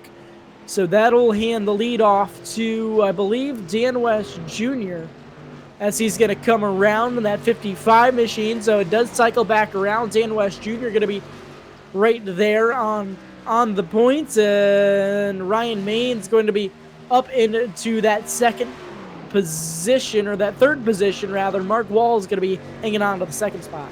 Yeah, and that's what I was talking about with Ryan Maines. I was worried about that with how many laps he already had on his tires when these guys started coming through. Dan West Jr. was able to get back around him, as was the 48 of Walls just there, and it's not going to be long. Actually, it's going to be right now. Stephen O'Hare is going to get a run on Ryan Maines as well. That is for position as well. That's going to cycle him back to the 4th spot. Dan West Jr. cycles back to the lead. Walls up in the 2nd, O'Hare 3rd, and Ryan Maines back to 4th. And Ryan Maines is in trouble now because he is on the oldest tires out there, with Wrightsman being the last taker on pit road. Ryan Maines, the early pit stop did not work out for him as he would hope, as he's now in 4th position, struggling to hang on. Yeah, Greg, I think you totally called it on that one, as the 13 machine is going to continue to fall back, and, he as of right now, he's in that 4th spot, but he is going to continue to lose time compared to the rest of these guys back here. So we see Sean Brightsman, he's back in the 12th position. He's on the lead lap here, and, the field, again, pretty much filed out after this round of green flag stops. Mark Wall sitting in 2nd right now. He is he's a little ways back from the leader, and it's Dan West Jr. is just on cruise mode out front of this thing right now, going on a Thursday night, or I guess now on the East Coast, an early Friday morning drive. Yeah, he is dominating this race, and for him, this is some redemption after a tough night at the office back here on Monday in the Cup Series, because he had the dominant car the first half of the race, and unfortunately for him, got caught up in an accident on a restart, which ultimately forced him to try to work his way through. He did get back up near the top 5 before it was all said and done, but he wanted a redemption night because he knew he had more in the tank than what he was able to produce on Monday, and he's getting that tonight. He is on a rail right now on that 55. But the guy I'm watching, though, is the 41 of Stephen O'Hare. He's trying to catch back up to Mark Walls. O'Hare has proven throughout the course of the night that he was one of the faster trucks in the state of Texas, as he's trying to get up now to Mark Walls, who really, Mark Walls did a fantastic job using that pit strategy there to work to his advantage. He timed this pit stop perfectly and was able to get up into the 2nd spot. Jeff Stabnow, who pitted on the same lap as him, not just that time, but the time before, is up in the 7th spot. He's about to fall, or I should say get the 13 of Ryan Maines, who has fallen back outside the top 5. Next up is Jeff Stabnow in the 24, who's about half a backstretch behind him. So Stabnow has slowly been climbing his way back up into the field. So varying strategies, working various ways, and Brandon, right now, it's hard to bet against the 55, but did you like the call there by the 48 of Walls and the 24 of Stabnow to pit when they did? Because it seems to have worked for both of them. Yeah, it worked, especially for the position that they were in. As we know, both of them kind of fell back a little bit, more so Mark Walls than Stephen O'Hare, but it really worked for Walls. And so, like you said, I guess everything went to plan there for that 48 crew, as he's sitting up high there in that 2nd position, as he was all the way back to around the 5th or 6th position, I think, when everything went down. And a part of that might also be the 15 of Devin West. I believe it was Stephen Bartlett that he had the incident with. I'm not sure on that, because Devin West was running in front of both O'Hare and Walls when that happened, and the damage to Devin West is slowing him down, because he just lost another spot to Brett Johnson. Now he's in 5th position with Ryan Maines in 6th, the 2nd back. Stabnow another half second back to that. So I think a combination of the 48 crew getting him where he needed to be on pit road and the problems with Devin West, I think this all worked out perfectly for Mark Walls to really put himself in a good position to run 2nd right now. But he's feeling the heat, though, now from Stephen O'Hare with a lap truck in front of him. Mark Walls could be in for a rough time here in about 2 laps if he isn't careful. Absolutely, and of course, we mentioned that 55 out front right now. He's on cruise mode. You got some pretty hefty lap traffic in front of him as we go on board. with the 55 is had a couple of lap trucks side by side in front of him as he's going to have to work through a little bit of traffic. I do want to mention that if Dan West Jr. gets the win tonight, it'll be 2 in a row for that 55 crew. And of course, he's looking really promising right now, Greg. Yeah, what a strong run for Dan West Jr. Fresh off the win last week, and he's following it up with a dominating performance here tonight as he's going to work now on William Fletcher, who's in 14th position, 14 trucks currently on the lead lap. Dan West Jr., right now, I think he's just trying to pick off as many as he can, as he has 8 seconds over second place Mark Walls and third place Stephen O'Hare, who are getting set to go to battle behind him. So Dan West Jr., really all he has to worry about from this point on is lap traffic. But there is something to be said about this battle that's getting ready to shape up between Walls and O'Hare, as O'Hare went outside and then inside, tried the crossover. He's going to try it again going into turn 1. Loses a little bit of momentum there into turn number 1. That allows Walls to put about a truck length and a half on him. But there you see off turn number 2, what a run Stephen O'Hare got, but he lost it as caution comes out. We got one around on the back straightaway tucked against the inside wall there as we go back on the LSR TV replay, and 28 making a little bit of contact there with that other truck, and hard contact with both the wall. Shot it back out onto the racetrack after making contact with that inside safety barrier. Back out onto the racetrack, and another hard hit there once again as we go on board. You see a little bit of contact there into the inside safer barrier, then a big impact there, spinning like a top and rolling back down to the inside of the track. That was the 28 of William Fletcher. Hard hit for him. An unfortunate break for that 28 crew. And the one who's going to be breathing a sigh of relief there was Dan West Jr., because he was right there in the mix of that, was able to avoid anything happening there. So he got lucky there. So, Brandon, this is what I was thinking would happen here, because now we have a case of yellow flag pit stops. Do you think we'll see anyone try the 2-tire stop here? I would be surprised, honestly, if we did. I just think that there's too many laps left when you go back green. If we had a 4 or 5... if we had like a 3 or 4 lap run, I'd say yes, 2 tires could work. I think this far out, it's too unlikely not to work. Even for somebody who would be gaining a few positions, I don't think it would be worth it. Well, we just saw it. Sean Brightsman tried it in the 46, and he's going to come out in the 3rd position behind Dan West Jr. and Mark Walls. So Sean Brightsman, he won the race on Monday on a 2-tire stop. He figured, hey, I'll try it, and he's going to restart in the 3rd position behind West Jr. and Mark Walls. So Sean Brightsman going to take the gamble. Sean Brightsman, it's one of those few situations. I will go back and reemphasize. Brightsman was quite a ways back there through the field, and we know that he's normally a really fast driver and really good driver to contend with. He's having an off night tonight. I think this strategy will help him finish better than he would with how things have been going for him tonight. So, I think this is a good call for somebody in Brightsman's situation. I do think, he's going to end up falling back a little ways off this restart, but I do think he will finish better than where he was running.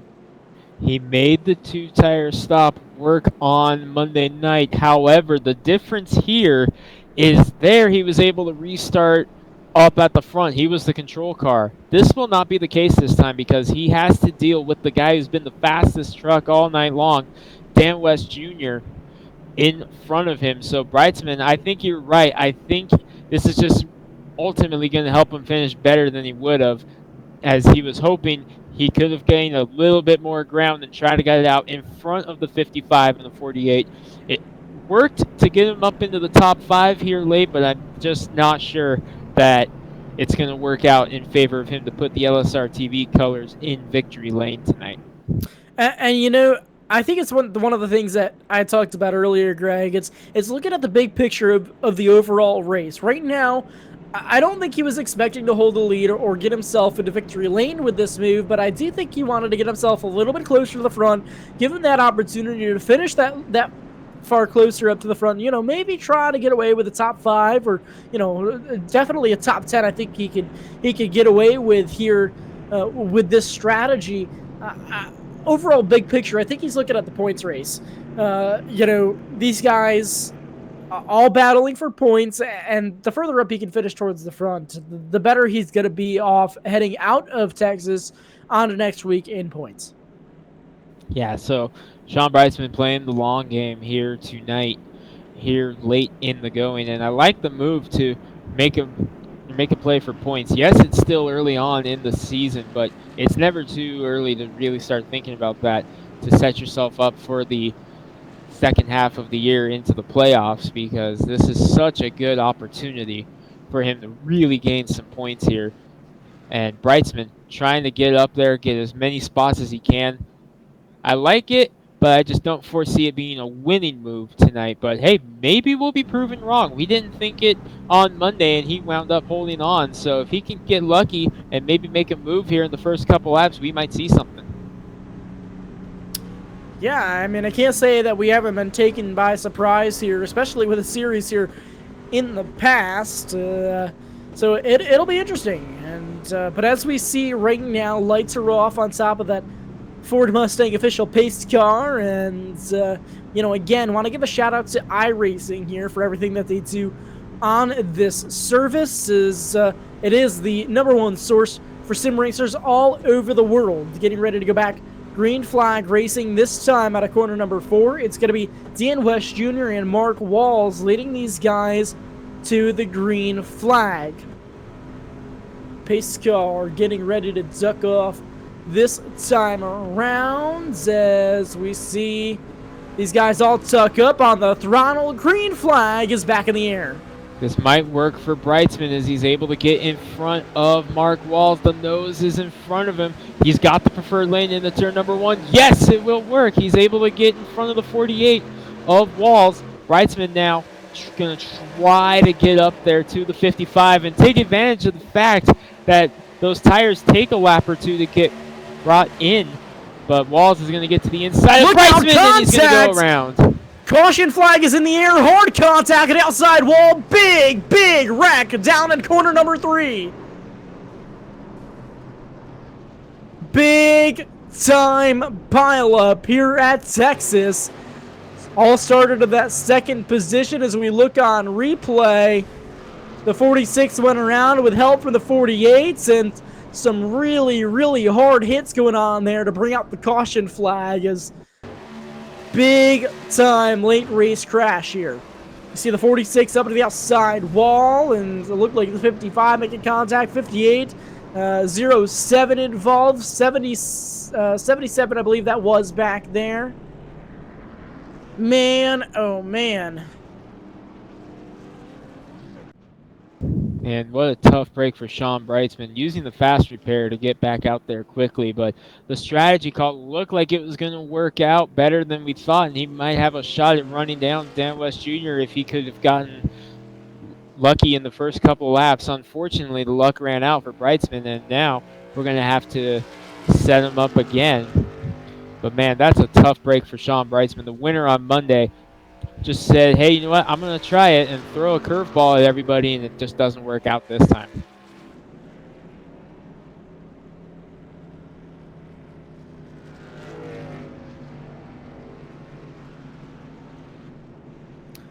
So, we will be right back after these quick messages. Ladies and gentlemen, stick around for the end of this race. It's going to be a good one.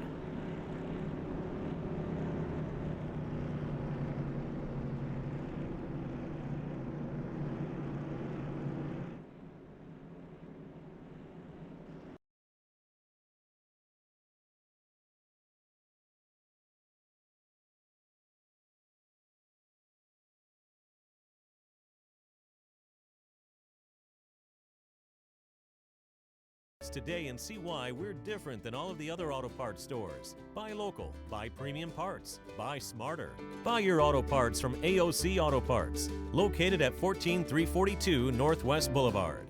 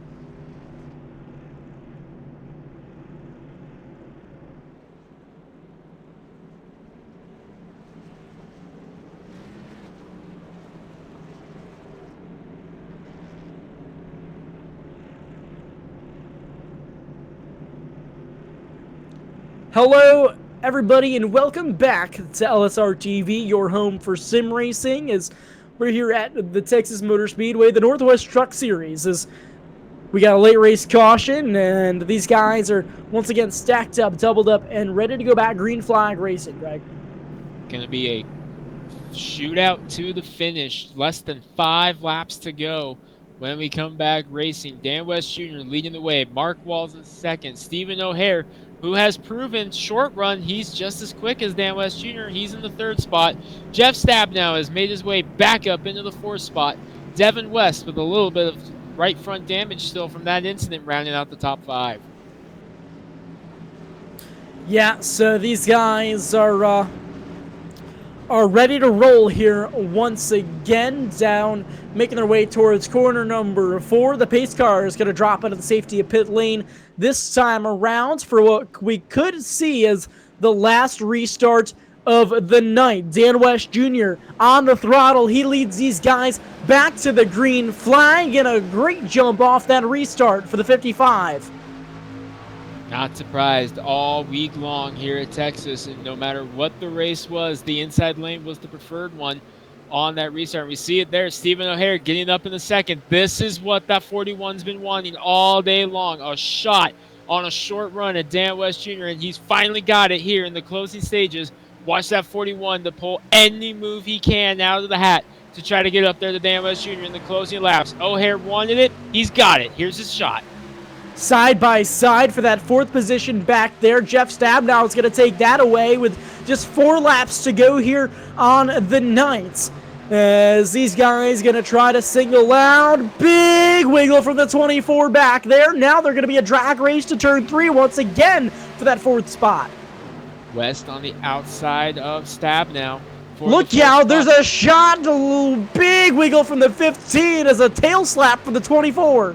And look out up front, Stephen O'Hare has caught back up to Dan West Jr. Took a peek inside for the first time all night long in the final laps.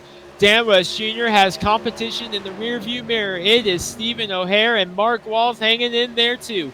O'Hare with a good exit there off of turn number 2.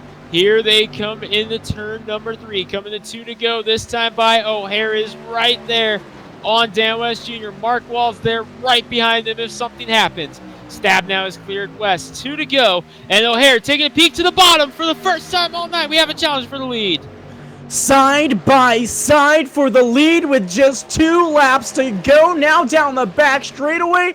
Consider yourself a new leader, 41. Now here comes a 48 of Walls. It's going to be almost 3 wide for the lead down into corner number 3. O'Hare has cleared the 55 of West, who gets contact with Walls. He slides up the track. It's going to be O'Hare and Walls, the dominant truck, all night long in third as the white flag falls. Mark Walls in the 48, trying to make a last-minute hunt down for that 41. He drifts up too high down the back straightaway. He loses a little bit of ground. Stephen O'Hare in the 41 looking very favorable right now. Mark Walls not going to be able to get him. We've seen him up towards the front within the top 5 all night. Now down off of corner number 4. Your race winner is going to be the 41, Stephen O'Hare. He wanted it all night long. A short run one-on-one with Dan West Jr. He got his wish and made it work. Stephen O'Hare led 2 laps all night long. They were the final 2. The last one that counts, or the last lap is the one that counts, and he led out of the 2 laps all night that he has led, the most important one, and that one will get him to victory lane as he's going to pull it down the front straightaway and burn the house down and put on a smoke show for some of these fans. So the 41, Stephen O'Hare, going to park it in victory lane here tonight, and a big congratulations for him running down the top 5 real quick. Stephen O'Hare, Mark Walls, Dan West Jr., Jeff Stabnow, and Brett Johnson going to be your top 5. Ladies and gentlemen, we're going to gather these guys up for the post-race show. We will see you after this quick break.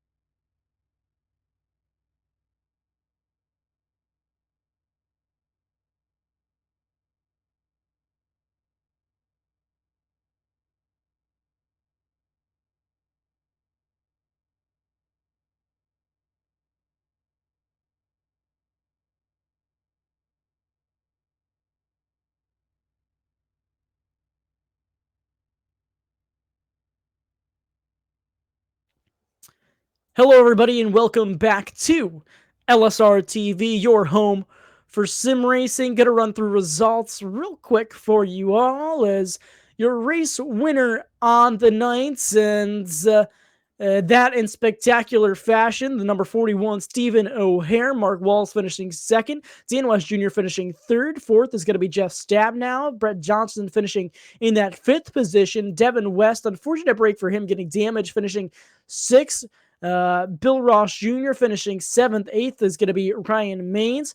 BJ Tidrick finishing in the ninth, and Corey Walters rounding out your top 10. Greg? Sean Breitzman comes home in the 11th position after taking the gamble on pit road for 2 tires. It does not work as he gets caught up in an accident, finishes 11th. Stephen Paulison comes home in the 12th spot. John Ottenbacher has an up and down night, comes home in the 13th spot as the final truck on the lead lap. First truck 1 lap down is Scott Hutchinson finishing 14th. Gary Nichols, Tom Green, Dana Rogers, Carl Burke, Chad Malik, and Frank Harris round out the top 20. William Fletcher, Stephen Bartlett, James Vinian, and Dan Stutzy come home with the 24th position. Roy Grande did not start the race. As that rounds out your finishing order, and Brandon, I believe you might have caught up with the guy who dominated the race, but unfortunately comes up just a couple minutes short, Dan West Jr. in the 55. Goddamn yellows. So again, everybody, you are watching the post-race show presented by Clan Wars Servers, the official communication partner of LSR TV. And I've caught up down here on pit road with Dan West Jr. Dan, you look like you were going to dominate the entire night here tonight. Of course, showing bad, fast race truck here on these long runs. And I think it was just nature of the race and a little bit of luck, tough luck for your end of things. We got a late race caution, and I guess you just didn't have the short run truck for the end there. Exactly. When I built the set, it was for a long run. I kind of figured we'd have some long runs with these guys. We don't usually have a lot of cautions with these trucks, so when that yellow came out, I knew I was hosed. Especially when I seen Mark and Steven there, I thought, no, all I can do is try to make a good line and hold them off. And, you have no reason not to hold your head up high around the haulers as you're packing up all your stuff here tonight at Texas. You really dominated most of this race, and you showed true speed in that race truck. You said you set this truck up for the long run. Obviously, going into this thing, this race kind of had the green flag feel to it from the drop of the green flag. Did you really have a true strategy going into tonight? Biggest thing I felt like was just stay out front. Clean air was big, and just like I say, try to stay up with the track too. The first pit stop, I loosened the truck up a little bit, and at the end of that next run, I felt like the truck didn't really like that, so I went back the other way, tightened the truck back up for that last run, and it was actually a really good truck. It just, like I say, the caution just bit us. Yeah, so unfortunate break there for you. Late race caution, but again, you had a really fast race truck here tonight, and you led a lot of laps, and no reason why you shouldn't be holding your head up high around this pit area here, leaving Texas Motor Speedway tonight. Dan, is there anybody that you need to thank? Give shout out here to your performance here tonight. I'd like to thank Cody, LSR TV, you, Brandon, and Greg for coming out and putting this broadcast on. You guys do a heck of a job. It's fun to go back and watch this. Northwest Racing Series is probably the best I've ever been around. And I'd like to congratulate Stephen. Stephen O'Hare, he did an awesome job. He didn't touch me. He had a really fast short run truck. So, and congrats to Mark on the second place run too. He had a fast truck. So, I'd like to thank you guys again for coming out, and we'll see you next week.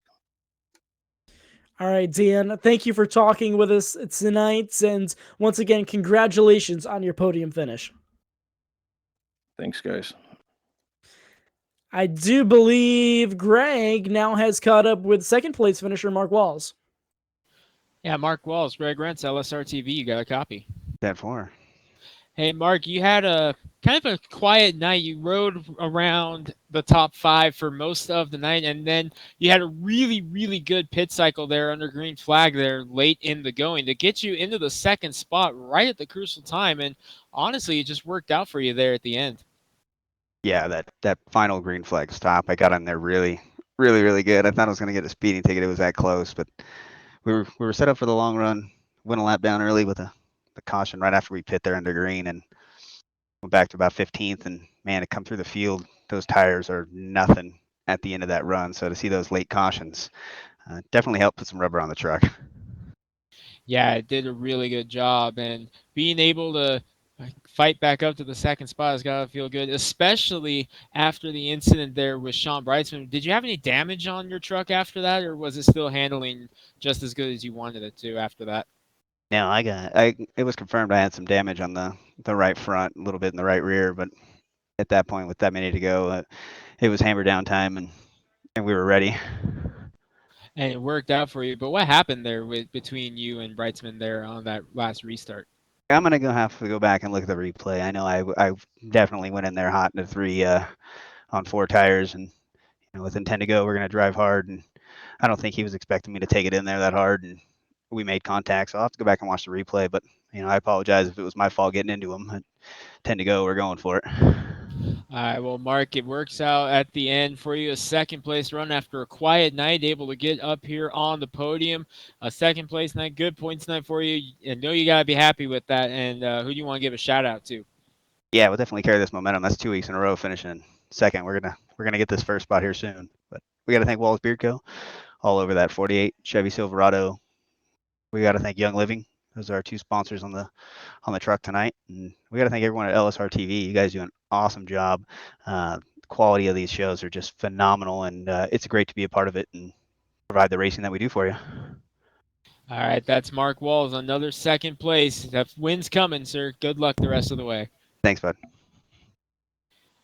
And I believe Brandon has caught up with the guy who outright stole the win out from under Dan West Jr.'s feet tonight with the short run restart. Stephen O'Hare standing by with Brandon Crutz. Yeah, down here in victory lane now with your race winner on the night, driver the number 41, Stephen O'Hare. Stephen, how you feeling, man? You just won at Texas. Yeah, feeling great. That was a really fun race. Great group of guys.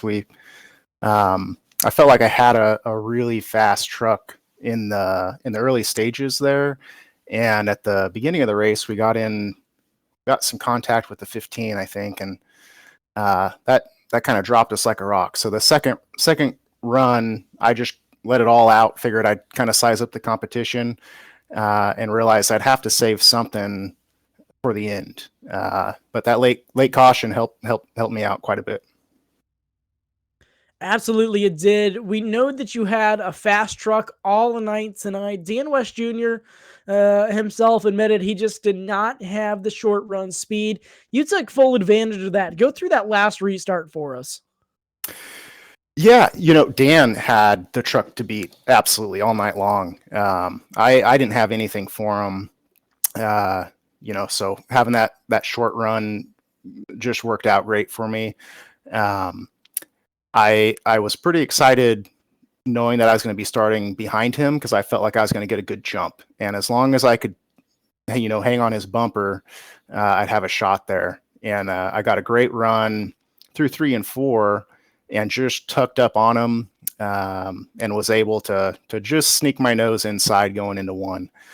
So that was kind of that's when I felt like I had it. But Mark also was really fast there at the end. And so I knew it wasn't going to be super easy, but it worked out in my favor. So I'm pretty thankful for that. Yeah, absolutely. And, you come home with the victory here tonight with a phenomenal finish and action-packed late race restart. Steven, is there anybody that you need to thank? Give a shout out here for your performance tonight.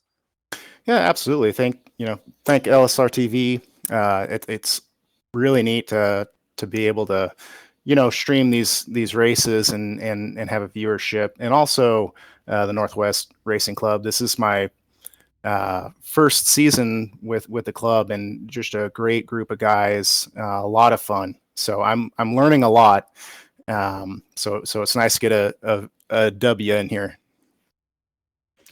Absolutely. And again, thanks for talking with us, Steven. Ladies and gentlemen, your race winner of the night here at All Out Texas, Steven O'Hare. Thank you, guys. Well, Greg, we saw some action-packed racing tonight. Any last words before we go out and end this thing? Just an incredible week here in Texas. Started on Monday with the Cup Series, followed it up with a great race here in the Truck Series. I was very impressed with the long green flag runs they had, and Stephen O'Hare proving that the short run speed was necessary as he made it work with that shootout. And man, oh man, you couldn't ask for a better finish to this race. Coming down 3 trucks under a blanket, coming to the white flag. You can't ask for a better one here, and I was beyond thrilled to be a part of it. Absolutely a thriller ending here tonight at the Texas Motor Speedway. Ladies and gentlemen, from all of us at LSR TV and the Northwest Truck Series, myself, Brandon Kreutz, Greg Rentz, and Cody Wooten, all of us here, we'd like to bid you good racing and good night. This broadcast is the copyrighted work of LSR TV and may not be rebroadcast, retranslated, or used in any form without the express written consent of 52 Media LLC and iRacing.com Motorsports Simulations. LSR TV would like to thank you for your support, and we hope you enjoyed tonight's broadcast.